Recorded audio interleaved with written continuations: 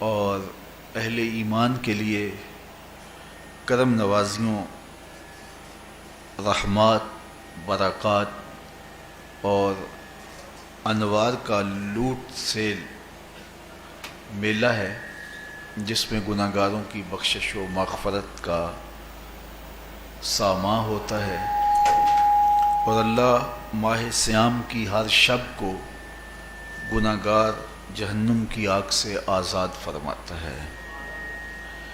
یہ بابرکت مہینہ اپنے دامن میں اتنی برکتیں لیے ہوئے جلوہ گر ہوتا ہے کہ رسول کریم صلی اللہ علیہ وآلہ وسلم نے ارشاد فرمایا، اگر لوگوں کو پتہ چل جائے کہ رمضان میں کیا ہے تو وہ آرزو کریں کہ پورا سال ہی رمضان رہے۔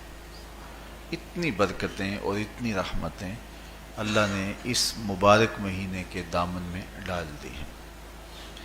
میں نے جو آپ کے سامنے آیت کریمہ تلاوت کی ہے، اس میں بھی اس مفہوم کو بیان فرمایا گیا کہ اے ایمان والو، تمہارے اوپر روزے فرض کیے گئے ہیں جس طرح تم سے پہلوں پہ فرض کیے گئے تھے۔ یا ایھا الذین آمنوا کتب علیکم الصیام کما کتب علی الذین من قبلکم۔ کیوں فرض کیے گئے؟ وجہ کیا ہے؟ لعلکم تتقون، تاکہ تم متقی بن جاؤ، تم پرہیزگار بن جاؤ۔ تو روزے کی فرضیت کا نتیجہ تقوی کا حاصل ہونا ہے، اتقاء کی دولت کا نصیب ہونا ہے۔ تو اس آیت کریمہ میں تین چیزیں بیان کی گئی۔ سب سے پہلی، اے ایمان والو، تمہارے اوپر روزے فرض کیے گئے۔ پھر دوسری بات، جس طرح تمہارے سے پہلوں پہ فرض کیے گئے۔ اور تیسری بات، تاکہ تمہیں تقوی کا نور نصیب ہو، تمہیں اتقاء کی دولت نصیب ہو۔ تو ایک تو روزے کی فرضیت کا حکم دیا گیا، اور دوسرا یہ تسلی دی گئی کہ یہ بھوک اور پیاس کی شدت تمہیں ہی نہیں کاٹنا پڑے گی، تم سے قبل بھی لوگ یہ عبادت کرتے رہے ہیں، اور وہ اس مشکل عبادت سے تقوی کو حاصل کرتے رہے ہیں، اور تمہیں بھی ہم اس راستے سے تقوی نصیب کرنا چاہتے ہیں۔ علامہ حقی علیہ رحمہ نے لکھا ہے کہ ملک تحمور الثالث، یہ حضرت آدم علیہ السلام کی اولاد سے تیسرا بادشاہ گزرا ہے، اس کے زمانے میں قحط پڑ گیا تھا، تو اس نے اپنی قوم کو یہ حکم دیا کہ ایک وقت کا کھانا آپ کھا لیں اور ایک وقت کا کھانا بچائیں اور وہ قحط زدہ علاقوں میں بھیجیں۔ تو قوم نے اس حکم کو بصر و چشم قبول کیا، اور ایک وقت کا فاقہ کاٹ کے اپنے ان بھائیوں کے لیے وہ کھانا بھیجتے جو قحط میں مبتلا تھے۔ قوم کی یہ ادا اللہ کو پسند آ گئی، اور وقت کے نبی پر وحی کی گئی کہ تمہارے اس عمل کو ہم عبادت قرار دیتے ہیں۔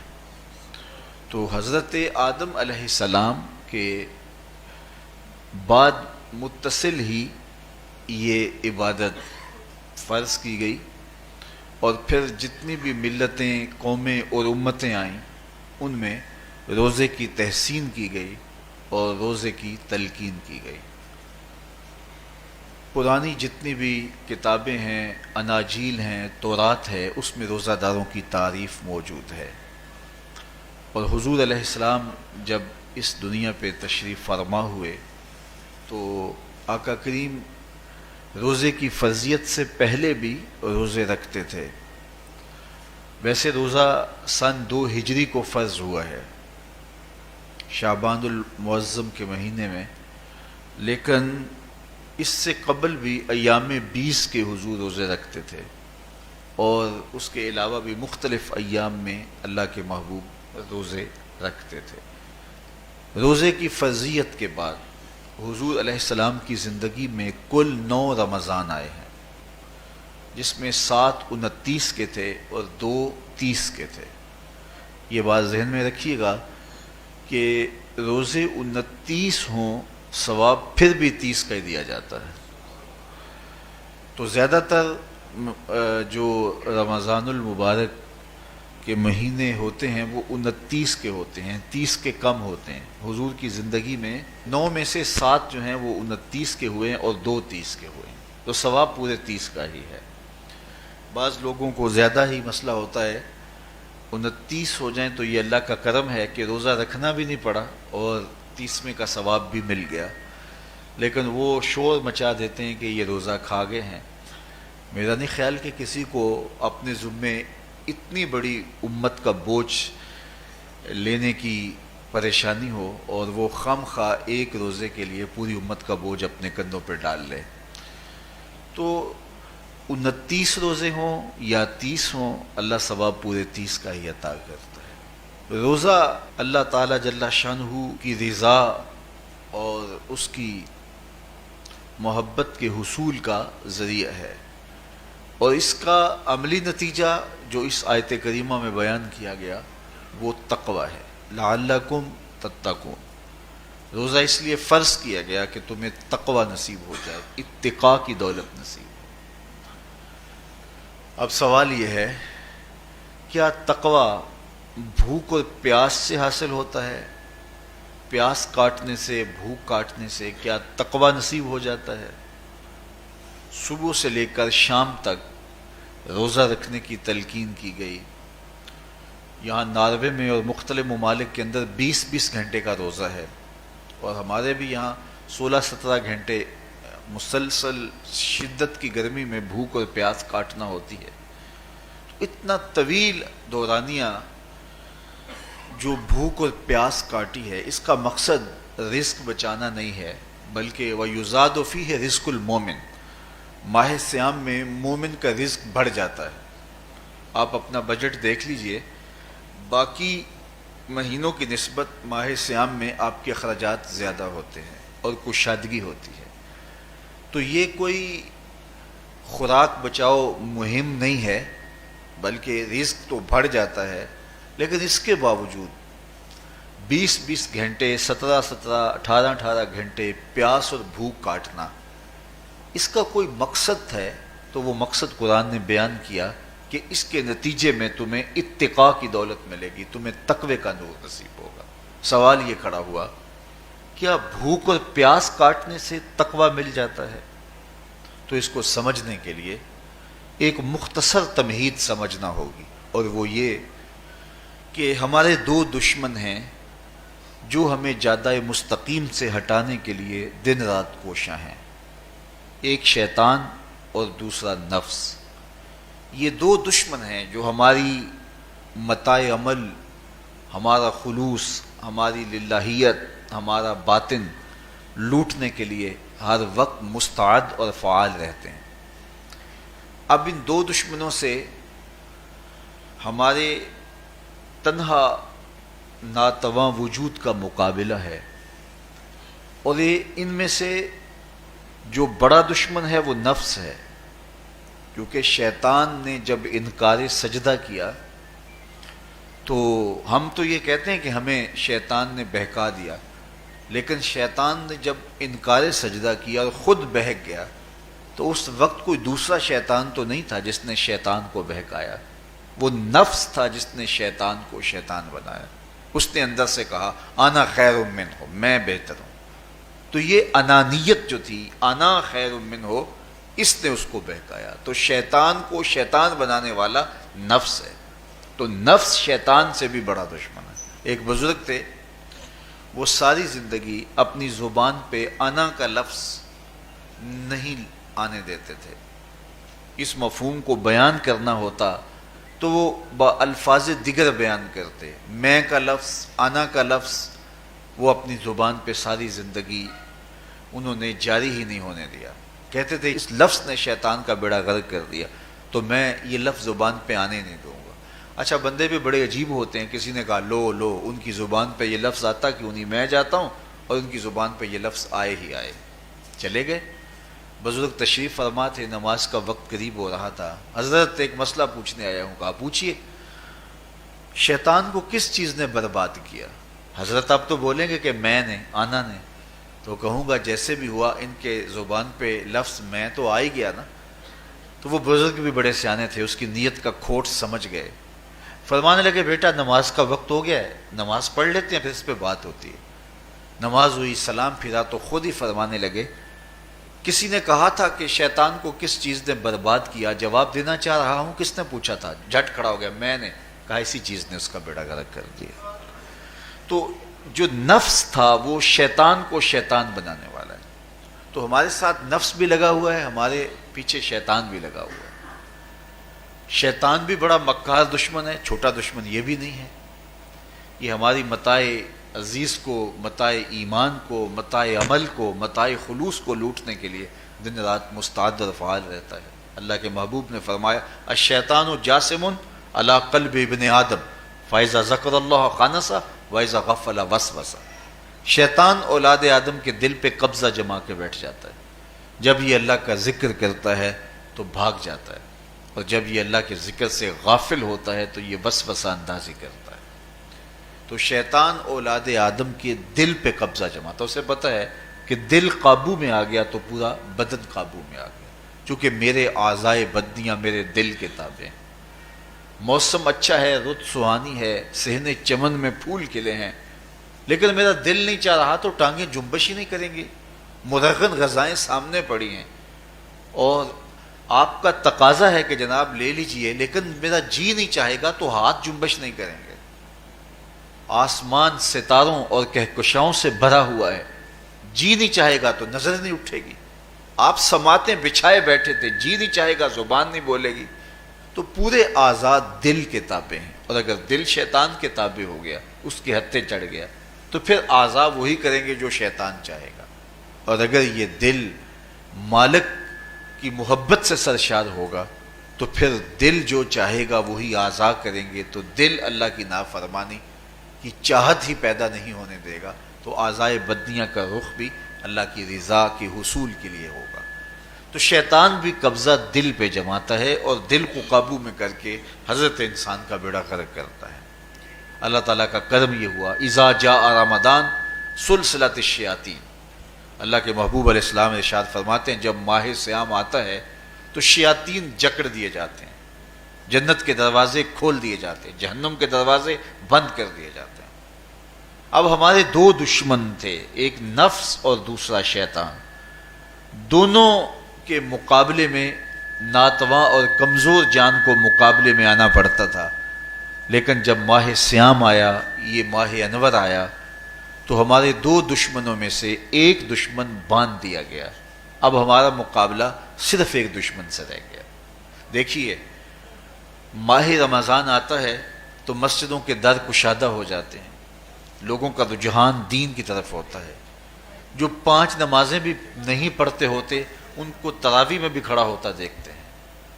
اہتمام ہوتا ہے، نیکی کا، صدقہ و خیرات کا ماحول پیدا ہوتا ہے. ایسا کیوں ہے کہ شیطان بند گیا، لیکن اس کے باوجود نظر بھٹک رہی ہے، خیالوں میں آوارگی ہے اور رشوت کا بازار گرم ہے. کیوں کہ ابھی نفس موجود ہے.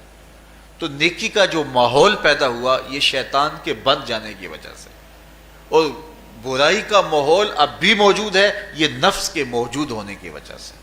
تو ہمارے دو دشمن ہیں جو ہمیں زیادہ مستقیم سے ہٹاتے ہیں، ایک شیطان اور دوسرا نفس. اب جب ماہ صیام آیا تو شیطان باندھ دیا گیا. اب ہمارا مقابلہ صرف نفس سے ہے، اور یہ نفس شیطان سے بھی بڑا دشمن ہے. شیطان کو شیطان بنانے والا نفس ہے، اور وہ ہمارے ساتھ جڑا ہوا ہے. ماہ صیام میں شیطان تو بند گیا لیکن نفس نہیں بندھا.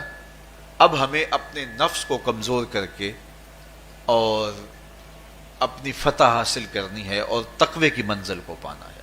اب شیطان تو اللہ نے باندھ دیا، اب نفس کو کیسے باندھے؟ تو آئیے نفس کی بندش کیسے ہوگی یہ کسی ایکسپرٹ سے پوچھیں گے کہ یہ کیسے اس کو باندھیں گے، اس کو کیسے قابو میں کریں گے. تو کسی ایسے شخص سے پوچھیں جو اس شعبے کا ماہر ہو.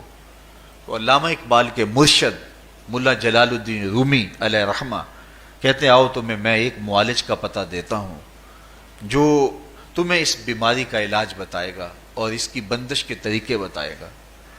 شیخ رومی علیہ رحمہ فرماتے ہیں ہفت شہر عشق را اتار گشت ما ہنوز اندر خم یک کوچام. عشق کے 7 شہر شیخ فرید الدین اتار گھوم چکے ہیں، اور میرے جیسا شخص عشق کے پہلے شہر کی پہلی گلی کے کونے پہ کھڑا ہے. اب اندازہ کیے کہ جن کا پتہ حضرت ملا جلال الدین رومی دے رہے ہیں وہ کس بلند مرتبے پہ فائز المرام ہے. فرمایا کہ وہ عشق کے 7 شہر گھوم چکے ہیں اور میں پہلے شہر کی پہلی گلی کی نکر پہ کھڑا ہوں. اب شیخ فرید الدین علیہ رحمہ سے پوچھئے کہ شیطان تو بند گیا، اب نفس کا وبال ہمارے اوپر پڑ رہا ہے اور ہم اس کے باوجود ماہ صیام کے اندر گناہوں میں منہمک ہیں، تو ہمیں بتایا جائے کہ اس نفس کا علاج کیسے کیا جائے.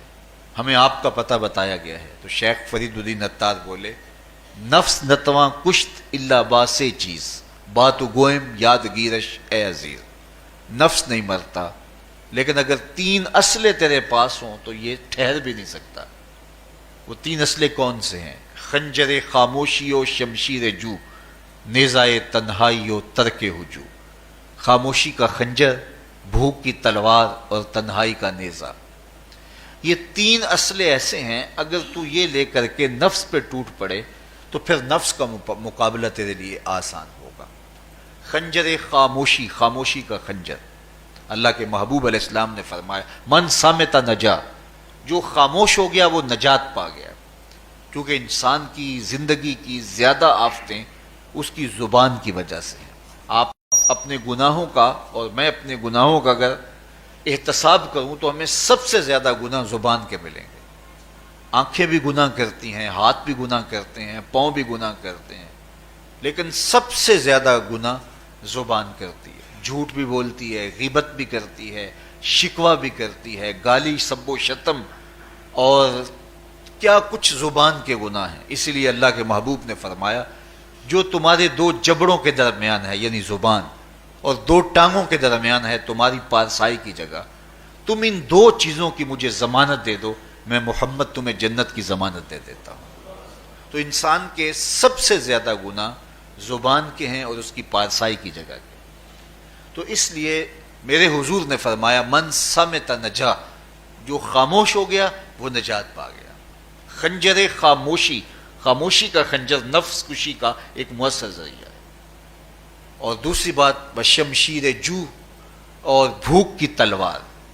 تو بھوک سے نفس کا مقابلہ کیا جا سکتا ہے، بھوک کی تلوار سے نفس کا سر کاٹا جا سکتا ہے. اللہ کے محبوب کا فرمان سنیے یا معاشر الشباب من استطاع منکم الباء فلیتزوج فإنه اغض للبصر واحسن للفرج فمن لم یستطع فعلیہ بالصوم فإنه له وجاء. اے جوانوں کے گروہ، تم میں سے اگر کوئی نکاح کرنے کی طاقت رکھتا ہے تو وہ دیر نہ کرے، فی الفور نکاح کر لے. یہ نظر کا اور پارسائی کا محافظ ہے. لیکن اگر تم میں سے کوئی نکاح کرنے کی فی الحال پوزیشن میں نہیں ہے تو وہ کثرت کے ساتھ روزے رکھے. روزے قاطع شہوات ہیں. تو بھوک سے نفس کو جو ہے وہ روکا جا سکتا ہے، اس کو لگام ڈالی جا سکتی ہے. تیسری بات نیزہ تنہائی، تنہائی کا نیزہ. تو فرمایا گیا کہ العافیت فی العزلہ، کہ تنہائی کے اندر ہی عافیت ہے. جب مجلسوں میں غیبت کی بدبو پھیلتی ہو اور چغلی کا ماحول معاشرے کا جزو لا ینفک بن جائے اور مجالس کے اندر نظروں کی پاکیزگی کا قائم رہنا مشکل ہو جائے اور انسان کی زندگی کے اندر گناہوں کا بہت بڑا سبب مجلسی زندگی ہو تو پھر اس سے تنہائی بہتر ہے. حضرت شاہ نقشبند بخاری فرماتے ہیں کہ فقیر کے لیے سب سے اچھی جگہ اللہ کا گھر مسجد ہے، یا کسی کامل صالح شخص کی صحبت ہے، اور یا پھر تنہائی ہے. چوتھی جگہ ہلاکت کے علاوہ اور کچھ نہیں ہے. ہمیں اپنے کاروبار میں، اپنے معاملات میں، اپنی ملازمتوں میں جانے کی تلقین کی گئی تو وہاں یہ تلقین کی گئی کہ دیر سے جاؤ جلدی واپس آ جاؤ، اور مسجد میں جاتے ہوئے تلقین کی گئی کہ جلدی جاؤ اور دیر سے واپس آؤ. لیکن ہم مسجد کے دروازوں پہ جب دور موجود میں رش دیکھتے ہیں کہ کہ لوگ بہت جلدی نکلنا چاہتے ہیں، حتیٰ کہ کندھوں سے کندھے ٹکرا رہے ہوتے ہیں کہ جلدی سے باہر نکل جائیں، حالانکہ وہ عافیت کی جگہ ہے، 2 منٹ زیادہ بھی ہو جائیں تو کوئی حرج نہیں ہے۔ اور ایسے لوگوں کو بھی نکلنے میں جلدی کرتے ہوئے دیکھا ہے کہ لگتا تو یہ تھا کہ شاید یہ انہوں نے کسی ضروری کام پہ جانا ہے، لیکن باہر نکل کے بازار میں پھٹے پہ بیٹھے تھے اور مسجد سے نکلنے کی جلدی بہت تھی۔ تو مسجد میں جلدی جاؤ اور دیر سے واپس آؤ، اور بازار میں دیر سے جاؤ اور جلدی واپس آؤ، لیکن ہمارے رویے اس کے برعکس ہو گئے۔ تو تنہائی میں عافیت ہے، خاموشی میں عافیت ہے، اور بھوک میں عافیت ہے، اور یہ ساری چیزیں روزے میں میسر ہیں۔ فرمایا تم سے اگر کوئی شخص الجھے، بحث کرے، لڑائی کرنا چاہے تو تم اسے کہو انی صائم، میں نے روزہ رکھا ہوا ہے۔ اسی طرح جو ہے وہ روزے سے آپ کو یکسوئی ملے گی، قرآن مجید کی تلاوت کا ماحول ہوگا، اور تم بھوک کاٹو گے، اور یہ تینوں چیزیں تمہارے نفس کو کمزور کرنے والی ہیں۔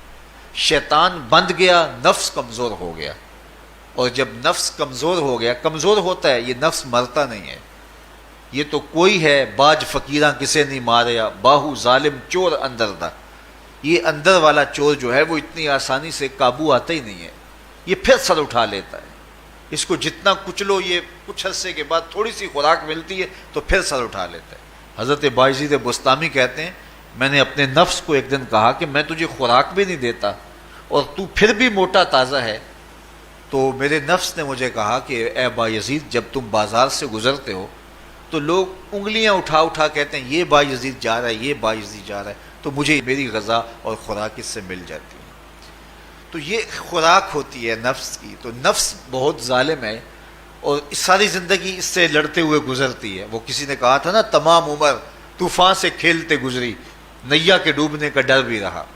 تو یہ ساری زندگی اس طرح ٹکراتے ہوئے سے گزرتی، لیکن جب کمزور ہو جائے تو پھر یہ شیطان کو جو ہے وہ موقع نہیں دیتا ہے۔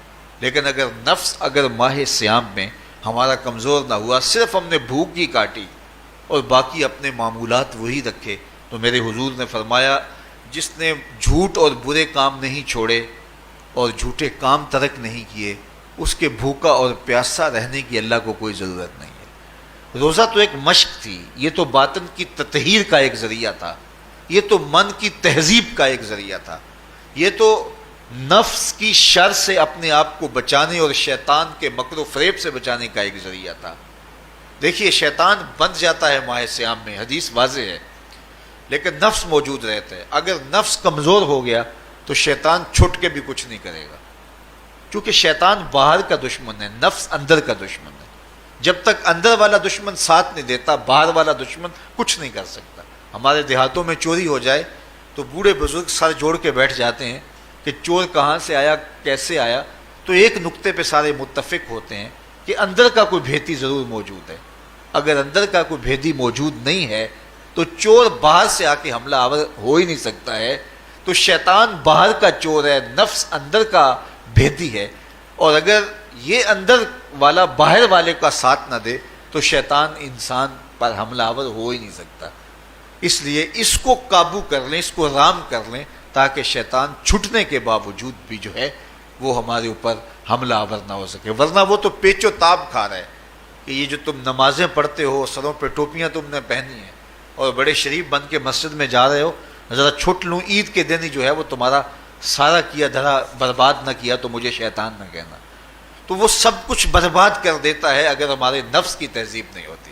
تو یہ اللہ نے ایک ہمیں موقع دیا ہے، پورا ایک مہینہ ہے، ایک ورکشاپ ہے باطن کی تطہیر کے لیے اور ایک اندر کی پاکیزگی کے لیے ہمیں ایک موقع فراہم کیا گیا ہے، اور اس سے ہم بھرپور فائدہ حاصل کریں۔ قرآن مجید کی کثرت کے ساتھ تلاوت، صلاۃ التراویح میں شمولیت اور خاموشی کا اختیار کرنا، اور جو ہے وہ اللہ کے ذکر فکر کی طرف متوجہ رہنا اور بھوک کاٹنا، اس کا عملی نتیجہ یہ ہوگا کہ اتقاء کی دولت نصیب ہوگی۔ دیکھیے ماہ صیام میں ہمیں ان کاموں سے بھی روک دیا گیا جو کہ کام جائز تھے، کھانا پینا اور جو ہے وہ اپنی منکوحہ سے جنسی تعلق، یہ تو وہ امور تھے کہ جو جائز تھے، مشروع تھے، لیکن اوقات روزہ میں ان جائز کاموں سے بھی ہمیں روک دیا گیا۔ اس فلسفے کو ہمیں سمجھنا ہوگا کہ جو کام شریعت میں جائز تھے، مشروع تھے، روزہ ان سے بھی رک جانے کا نام ہے، اور جو چیزیں شریعت میں جائز ہی نہیں ہیں، جھوٹ بولنا ہے، غیبت کرنا ہے، بد نگاہی ہے، اور دیگر برے اعمال ہیں، تو یہ چیزیں تو روزہ نہ بھی ہو پھر بھی ناجائز ہیں۔ تو جو چیزیں جائز تھی روزے میں ان سے بھی منع کر دیا گیا، اور جو چیزیں ناجائز ہیں تو اگر کوئی شخص ان چیزوں سے نہیں رکتا تو پھر اس نے روزہ کیا رکھا؟ ایک بندہ بھوک کاٹتا ہے لیکن جھوٹ بولتا ہے، ایک بندہ پیاس کاٹتا ہے لیکن غیبت کرتا ہے، ایک بندہ صبح سے شام تک نہ کچھ کھاتا ہے نہ کچھ پیتا ہے لیکن رشوت لیتا ہے، پھر مجھے بتائیے اس نے روزہ کیا رکھا؟ روزہ تو ایک مشق تھی کہ جو چیزیں جائز تھی ان سے بھی منع کر دیا گیا، ان سے بھی روک دیا گیا، اور جو ناجائز تھی وہ تو پہلے ہی ناجائز تھی، روزے کے بغیر بھی ناجائز تھی۔ تو اس لیے روزہ ایک مشق ہے، ہمارے سامنے مرغن غذا موجود ہے، ہمارے پاس سامنے ٹھنڈا مشروب موجود ہے، اور ہمیں مشق کرنے کی تلقین کی گئی کہ تمہیں بھوک ہے، شدت کی پیاس ہے، لیکن صبر کر کے دکھاؤ تم نہیں لوگے، یہ تمہاری مشق ہے۔ تو پھر جو حرام ہوگا، اللہ کی طرف سے ممنوع ہوگا، تو اس کو تم کس طرح لوگے جب تمہاری یہ مشق ہو چکی؟ لیکن ہم اس مشق کے اندر ہی جب ان سے نہیں رکیں گے تو پھر ہمارا روزہ ہی نہیں ہوگا، پھر بھوک اور پیاس کاٹنے کے علاوہ کچھ نہیں ہوگا۔ بہت سارے روزہ دار ایسے ہیں جن کا روزہ سوائے بھوک اور پیاس کاٹنے کے کچھ نہیں ہے۔ اس لیے جن چیزوں سے اللہ نے منع کیا ہے ان سے تو رکنا ہی رکنا ہے، جو چیزیں مشروع ہیں ان سے وقتی طور پہ روکا گیا تو ان سے بھی روک کر کے روزے کی تکمیل کی جائے۔ اچھا، روزے میں ایک اور چیز ہے کہ ہمارے صوفیاء مراقبہ کر کے ایک دولت پاتے ہیں، اور وہ کیا کہ اللہ دیکھ رہا ہے۔ وہ مراقبے میں بیٹھ جاتے ہیں اور اس تصور میں ڈوب جاتے ہیں کہ میرا اللہ مجھے دیکھ رہا ہے، اور یہ یقین اپنے اندر اتارتے رہتے ہیں۔ اس کا نتیجہ یہ ہوتا ہے کہ پھر گناہ کرنا مشکل ہو جاتا ہے۔ یہ تصور جب بندے کے ساتھ جڑ جاتا ہے کہ میرا اللہ مجھے دیکھ رہا ہے، ماہ سیام میں یہ دولت اللہ بانٹ دیتا ہے۔ جو مراقبے سے صوفیاء حاصل کرتے ہیں، اللہ تعالیٰ اس دولت کو اہل ایمان پہ چھڑک دیتا ہے۔ کڑکتی دھوپ، برستی گرمی، زبان کانٹا، ہونٹ خشک، ٹھنڈا پانی دستیاب، دروازہ مکفل، کوئی دیکھنے والا بھی نہیں ہے، لیکن بندہ ایک گھونٹ بھی نہیں پیتا، وضو کرتے بھی احتیاط کرتا ہے کوئی قطرہ حلق سے نیچے نہ اتر جائے، کیوں کہ میرا اللہ مجھے دیکھ رہا ہے۔ جو چیزیں صوفیاء کو مراقبے سے نصیب ہوتی ہیں، ماہ سیام میں اللہ اس دولت کو بانٹ دیتا ہے، چھڑک دیتا ہے، بارش کی طرح وہ دولت برستی ہے، اور یہ تصور ہمارے ساتھ جڑ جاتا ہے کہ میرا اللہ مجھے دیکھ رہا ہے۔ ہم پانی نہیں پیتے، اللہ دیکھ رہا ہے، مرغن غذائیں موجود ہیں کہ اللہ دیکھ رہا ہے۔ تو میں یہ پوچھتا ہوں کہ ہم کھانا نہیں کھاتے کہ اللہ دیکھ رہا ہے، ہم پانی نہیں پیتے کہ اللہ دیکھ رہا ہے، لیکن جب رشوت لے رہے ہوتے ہیں اللہ اس وقت نہیں دیکھتا؟ جب نظر بھٹک رہی ہوتی ہے اللہ اس وقت نہیں دیکھتا؟ جب خیال بہک رہا ہوتا ہے اللہ اس وقت نہیں دیکھتا؟ جب سوچوں میں آوارگی آتی ہے اللہ اس وقت نہیں دیکھتا؟ تو یہ صرف وہ کھانے اور پینے کو ہی دیکھ رہا ہے، باقی امور زندگی کو نہیں دیکھ رہا، اور وہ کیا صرف رمضان میں دیکھتا ہے، غیر رمضان میں نہیں دیکھتا؟ تو یہ جو نور اترا تھا ماہ سیام میں، اس کو اپنے اندر اگر جذب کر لیا جائے تو زندگی سنور جاتی ہے۔ جو مراقبوں سے حاصل ہوتا تھا ماہ سیام میں، وہ میਂہ کی طرح برسا، اور ہم اس کے اپنے اندر سمولیں، جذب کر لیں، تو نتیجہ یہ ہوگا کہ ہماری زندگی نور نہ لا نور ہو جائے گی۔ اور یہ تصور جب انسان کی زندگی میں جم جائے تو یہ گناہوں سے روکنے کا مؤثر ذریعہ ہے کہ میرا اللہ مجھے دیکھ رہا ہے۔ مجھے بتائیے اس سے بڑا ہیجان انگیز بھی کوئی منظر ہو سکتا ہے کہ حسن کی پتلی ہے، اور جو ہے وہ اس کی ایک ایک ادا اور اشوے سے قیامتیں پھوٹتی ہیں، اور وہ خود جناب یوسف کے سامنے اپنے حسن کو پیش کر رہی ہے، ساتوں دروازے بھی مکفل ہیں، بت کے اوپر بھی کپڑا ڈال لیا، اور زلیخا حضرت یوسف کو خود کہہ رہی ہے تالک یوسف اب تو آ جاؤ نا، ذرا آنکھ اٹھا کے میرے جلوے دیکھو۔ لیکن جناب یوسف کیا بولتے ہیں؟ قال معاذ اللہ، میں اللہ کی پناہ میں آتا ہوں۔ کہا تو 7 دروازے بند کر کے لوگوں کی نظروں سے چھپ گئی، اور موٹا کھیس ڈال کے اپنے زوم میں اپنے اس جھوٹے خدا سے بھی شرم کرتی ہے اور اس سے چھپ گئی، میں اس خدا سے حیا کیوں نہ کروں جو 7ویں کوٹھڑی میں بھی دیکھ رہا ہے۔ پھر اتنی روشنیاں برسی، اتنا یقین برسا کہ گناہ کیا، گناہ کا تصور بھی محال ہو گیا۔ تو مجھے بتائیے کتنا ہیجان انگیز منظر تھا جب حسن قدموں میں بچھنے کے لیے خود بےتاب تھا. اور حضرت یوسف جوان رانا ہیں، جوانی اور شباب پورے بانکپن پہ ہے، اور ادھر حسن مچل مچل کے قدموں میں بچھ رہا ہے، لیکن یہ جذبہ کہ میرا اللہ مجھے دیکھ رہا ہے ایسی رکاوٹ بنتا ہے. قال معاذ اللہ، کہا میں اللہ کی پناہ میں آتا ہوں. تو یہ یقین جب بندے کے ساتھ جڑ جاتا ہے کہ میرا اللہ مجھے دیکھ رہا ہے، تو پھر انسان کے لیے گناہ سے بچنا کوئی مشکل نہیں ہوتا. گھر میں فاقے ہوں، مشکل میں بندہ پھنسا ہو اور اس کو رشوت مل رہی ہو، تو پھر اپنا ہاتھ روکنا بڑا مشکل ہوتا ہے. بلکتے بچوں کا خیال آتا ہے. لیکن جب یہ خیال ہو کہ میرا رب میرا رازق ہے اور میرے اس عمل کو دیکھ رہا ہے، تو پھر بندہ اس کو پرے کا کی حیثیت بھی نہیں دیتا. اور جب وہ پاؤں کی ٹھوکر پہ بھی نہ رکھے، تو پھر اللہ فرماتا ہے وَيَرْزُقُهُ مِنْ حَيْثُ لَا يَحْتَسِبُ، تو یہ کر کے دیکھ، میں تجھے وہاں سے رزق دوں گا جہاں سے تجھے گمان بھی نہیں ہوگا. تو اپنے یقین کو کھڑا کر کے دیکھ، میرے اوپر اعتماد کر کے دیکھ. میرے حضور نے فرمایا اللہ پر توکل کرنے کا جو حق ہے اگر تم ادا کرو، وہ تمہیں ایسے رزق دے جیسے پرندوں کو عطا کرتا ہے. صبح گھر سے نکلتے ہیں خالی پیٹ ہوتے ہیں.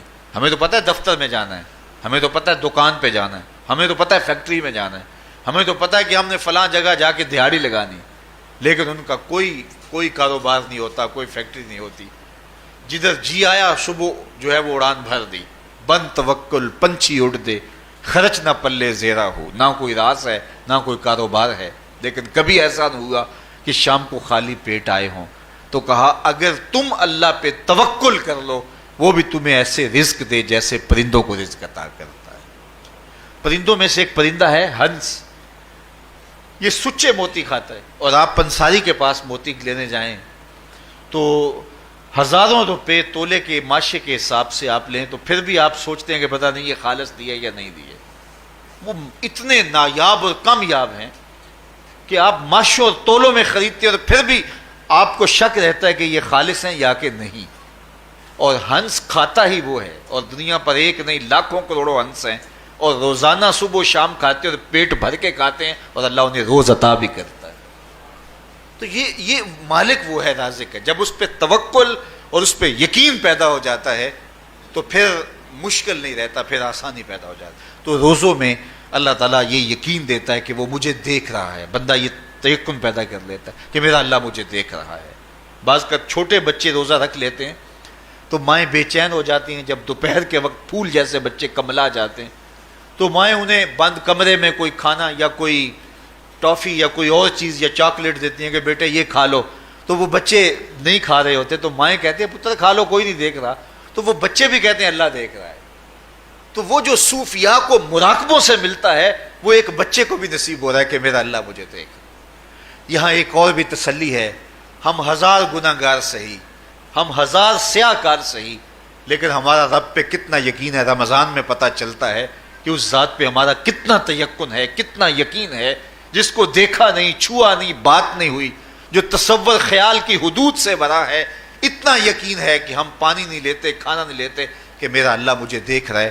کاش کہ اس کو ہم اپنی پوری زندگی میں پھیلا لیں، اور اس کو زندگی میں جب ہم طاری کر لیں گے تو پھر گناہ کرنا محال اور ناممکن ہو جائے گا، اور زندگی نور علی نور ہو جائے گی. اور یہی تقوی کا حصول ہے. تو فرمایا اے ایمان والو، تمہارے اوپر روزے فرض کر دیے گئے جس طرح تم سے پہلوں پہ فرض کیے گئے تھے، لعلکم تتقون، تاکہ تم متقی بن جاؤ، تاکہ تم پرہیزگار بن جاؤ. حضرت سلمان فارسی رضی اللہ تعالی عنہ سے مروی ہے کہ جب شعبان کی 29 تاریخ ہوتی تو اللہ کے محبوب میں خطبہ ارشاد فرماتے. اس میں رمضان المبارک کے فضائل بیان کرتے اور کہتے تمہارے پاس ایک شہر عظیم، عزت اور عظمت والا مہینہ آ رہا ہے جس کا ہر دن باقی سال کے دنوں سے افضل ہے، جس کی ہر رات باقی سال کی راتوں سے افضل ہے. اور اس میں ایک رات ایسی ہے لیلۃ القدر جو 1000 مہینے سے بہتر. تو یہ اللہ تعالیٰ کی رحمتوں کا روپ ہے. رحمتوں کے دروازے کھول دیے جاتے ہیں. اور روزہ دار کا روزہ بالخصوص عصر کے وقت، شام کے وقت، پچھلے پہر، روزہ دار کے خالی معدے سے جو ایک بو اٹھتی ہے، مہک اٹھتی ہے، اللہ کو کستوری سے بھی زیادہ محبوب ہوتی ہے. اللہ اکبر. اور فرمایا للصائم فرحتان، فرحۃ عند فطرہ و فرحۃ عند لقاء ربہ. روزہ دار کے لیے 2 خوشیاں ہیں. ایک خوشی اسے تب ملتی ہے جب وہ روزہ کھولتا ہے، سارے دن کی بھوک اور پیاس کاٹ کے، جب شام کو ٹھنڈا اور میٹھا مشروب اسے ملتا ہے اور وہ مشروب اپنے جو ہے وہ منہ میں ڈالتا ہے، وہ معدے کی طرف اترتا ہے، تو اس کی زبان بولے نہ بولے اس کا ایک ایک انگ اللہ کی تسبیح بول رہا ہوتا ہے اور اللہ کا شکر ادا کر رہا ہوتا ہے۔ اس وقت اسے ایک عجیب فرحت ہوتی ہے کہ اتنا طویل لمبا روزہ تھا، شکر ہے کہ میرا روزہ تکمیل کو پہنچا۔ ایک روحانی مسرت، پھر روزہ کھلنے کے وقت اس کو بدنی مسرت، تو ایک فرمایا اس کو فرحت تب ملتی ہے جب وہ روزہ کھولتا ہے، وَفَرْحَةٌ عِنْدَ لِقَاءِ رَبِّهِ، اور دوسری فرحت اسے تب ملے گی جب روزے کے صلے میں اللہ اپنے رخ سے پردہ ہٹا دے گا اور اللہ اپنا دیدار عطا فرمائے گا۔ تو یہ روزے دار کے لیے خوشیاں ہیں۔ تو خوش نصیب ہیں وہ لوگ جو ماہ سیام کے روزے پورے خشوع و خضوع کے ساتھ رکھتے ہیں اور اس کی برکتوں سے مالا مال ہوتے ہیں۔ ورنہ بعض لوگ میں نے ایسے بھی دیکھے ہیں، وہ چھوٹی چھوٹی بیماریوں کا بہانہ بنا کے روزہ ترک کر دیتے ہیں اور انہیں حوصلہ ہی نہیں پڑتا روزہ رکھنے کا، چونکہ الصوم نصف الصبر، روزہ آدھا صبر ہے۔ میں سمجھتا ہوں، میں شوگر کا مریض ہوں اور 4 سے 5 گھنٹے اگر مجھے کچھ کھانے کو نہ ملے تو میری طبیعت میں ایسا اضطراب اور بے چینی پیدا ہو جاتی ہے کہ میں گھر والوں سے الجھنے کی کیفیت میں بھی آ جاتا ہوں۔ لیکن ماہ سیام میں 20 گھنٹے بھی کاٹ لیتا ہوں، لیکن میری طبیعت پہ کوئی بوجھ اس لیے نہیں ہوتا کہ میں اللہ کی رضا کو اپنے ذہن کے ایک ایک گوشے میں رکھے ہوئے ہوتا ہوں۔ تو یہ آدھا صبر ہے، یہ صبر سکھاتا ہے۔ اور پھر روزے سے جب ہم بھوک کاٹتے ہیں تو غربا، مساکین، وہ لوگ جو بیچارے بھوک اور پیاس کاٹ کے زندگی گزارتے ہیں، ان کا بھی ہمیں خیال آتا ہے کہ ہمیں تو اپنے اختیار سے چند لمحوں کے لیے بھوک کاٹنی پڑی، تو اس کی کلفت اور اس کی اذیت اتنی ہے، تو جو شخص مجبوری کی وجہ سے کاٹتے ہیں اور ان کے بلکتے بچے ان کے سامنے ہوتے ہیں تو پھر ان کا عالم کیا ہوگا۔ تو اس سے پھر صدقہ اور خیرات کا ماحول پیدا ہوتا ہے اور ہم غربا کو اپنے ساتھ خوشیوں میں شریک کرتے ہیں۔